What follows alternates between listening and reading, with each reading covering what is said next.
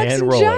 Welcome to Real Pod. Thank you for having us. I'm so happy to see you guys in the flesh. I know. We great. met briefly for probably 30 seconds I a know. few years ago, passing ships But for with another podcast. anything online, you feel like you know them. Yeah. You have to remind myself, I don't know these people, even though I think that I do. Yeah. I'm chortling at your videos all the time, sending them to Max. My best friend Aubrey and Wood, they're huge fans of you guys. Love them. You're their couple content inspo. Oh, I love them. So I just want to check in, just to kick this off. How's your spirit? I'll give you both the chance. Tell me how your spirit is. Take it away, Great Alex. question. No, John, you know what? I don't want to talk over you this time, so you go first. My spirit's great, actually. I think ever since announcing and not keeping stuff so secret anymore, it's been mental health wise is a lot better, and just a little more happiness in our that's home. interesting that you said that, because I didn't really put that together. I'm doing okay, because for the last few months I feel like we have been very nervous, and it has impacted our energy just creatively, emotionally, all across the board. But I think after the announcement, it kind of was taking a breath of fresh air, oh my gosh, I could wear a dress that shows off my bump now and not have so much anxiety surrounding it. I do have anxiety still, but definitely feeling lighter these days. And I mean, coming back to California, you can't beat the weather here, so automatically happier. It's nice. You guys used to live here, so it's coming home in a sense. Yes. And We never had this weather, first off, when we lived here. It rained the whole time. When we were here, it was the year that it was weird rainy year. unprecedented rain. Yeah, that was it for the entire time that we were here. No, that's not fair. You need to come back and give it a second chance. If we did come back, it would rain snow. again. Yeah. It Hail. actually did snow when we were here. It hailed. No. Yes. Well, I'm so happy that you guys are back doing your podcast and kind of took those steps and are announced your new pregnancy, which is so exciting. And I feel obviously, as someone who had watched you guys and cared about you in this parasocial way, everyone was feeling for you and then now rooting for you. And so I can imagine it's so unique, right? Because usually this is something that's just shared between a couple and their family. But with all of your massive success on the internet, you can't help that millions of people want to know everything about your life. So did that kind of add pressure with feeling needing to announce your pregnancy now? No, we were actually, when we found out that we were pregnant for a second time, we weren't going to say anything until we announced. But I think I was really struggling because I did actually want to share, seeing the impact that our short film had. We made a short film about pregnancy loss, a couple who prepare to go to their best friend's baby shower after just experiencing a loss. That's what the short film is about. After seeing the impact that had on the loss community, I really felt, and I had this conversation with John where we were does it feel right to announce earlier to kind of bring the loss community or pregnancy after loss people who have experienced this as well on this journey with us? Because that's another isolating and very real experience in itself. And not that we were wanting to go through it alone or we felt like we had this duty, but I was it might be healing for us in a sense and in a way to connect with other people who might be struggling through this experience as well. And so it was less about the pressure because we're on social media and more for connecting with an audience over this other thing that we're going through that is very real as well. And you might have a different perspective on that. But Coming from a healthcare background, as long as baby was okay and healthy, I was okay with it or not doing it. Doesn't matter to me if people know or not. I was kind of letting Alex spearhead. I'm when you're ready, we can announce, or if you don't want to announce, we don't have to. But we do keep, I think, a lot of our lives private. We're skip-based, so it's not we're out here vlogging every detail, every ultrasound. So it's we actually didn't record our reactions, finding out that we were pregnant or sharing it with family members. This time around, we really wanted to keep a lot of it private.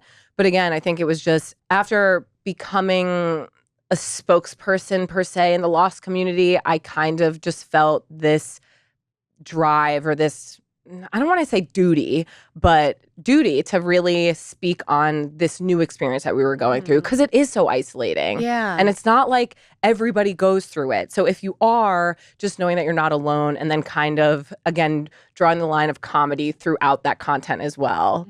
And grief and loss is something I feel we just don't like to talk about, especially our culture and society doesn't it's so uncomfortable and you don't know what to say, and so then people don't say anything, and so then if you're the one going through the loss, you now feel even more isolated. Right. And also going from such a high of the highest high of pregnancy to then losing a baby, it's the paradox of those things together. I mean, it's a whirlwind. And what sort of support did you guys seek? Like, were you in therapy before? I know you've been really candid about your therapist encouraging you to announce this pregnancy. So what were you guys needing in that time? Yeah, I mean, I had been in therapy, thankfully, so I had a really great relationship with my therapist who knew from the beginning of my previous pregnancy up until the end. Same thing with this one. So that was helpful. But the one thing that we did do together was we did a session with a grief counselor because, again, that was something that we didn't really know how to navigate together. Either of us have never experienced a loss of this magnitude before. And I was like, I feel like he doesn't care. He's not grieving like how I'm grieving, but I was grieving so heavily. And she was like, would you be okay if he was grieving as heavily as you were? And in that moment, I realized that I needed his support. I needed him to be strong for me to help me come up for air before he could really, and not that I wasn't giving him space to grieve. I wanted him to, but I think he saw that I needed his support more in that moment.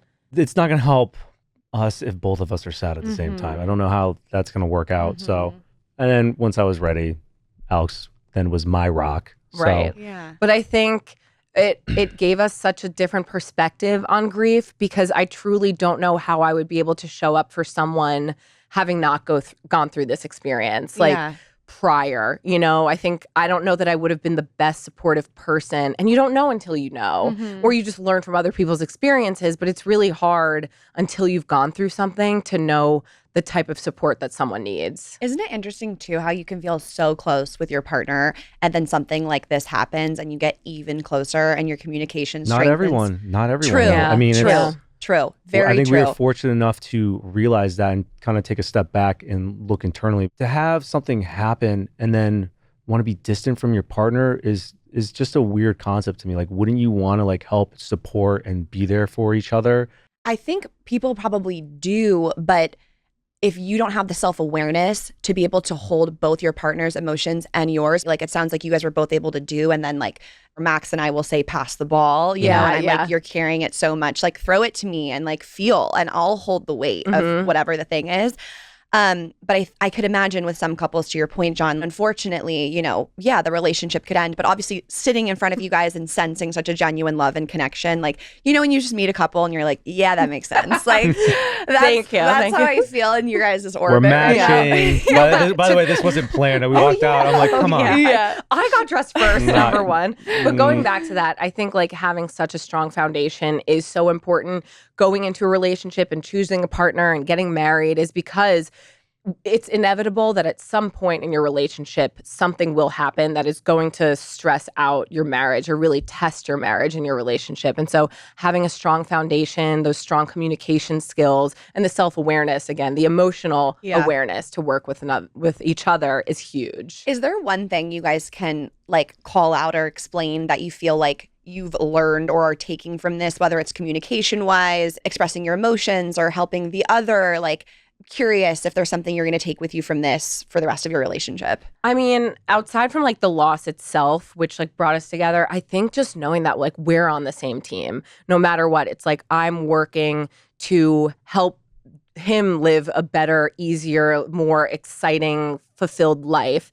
And I know that because we're on the same team, he's doing the same for me. It's like, again, working in a team dynamic, you all have the same goal. And so we're working towards the same goal. And that's just like loving on one another and making each other's present for each other and always just thinking about the other person, whatever it is. And it could be the smallest things like during the day, like not just that experience, but in general, I think it helps when you have stuff you got to do around the house, for example. Like, I'm not going to leave it for her. I'm thinking about her. Would I want her to like leave the fucking dishes in the dishwasher? No. Like, right. But if you're in an unhealthy relationship, you're thinking, would they do it for me? Like, there's that toxicity Yeah, you're digging. Involved. You're keeping. Max says I'm not allowed to keep score. Yeah. That's you shouldn't. Yeah, you just hope that, like, again, or if you're with the right person, that they're looking out for your best interest as well.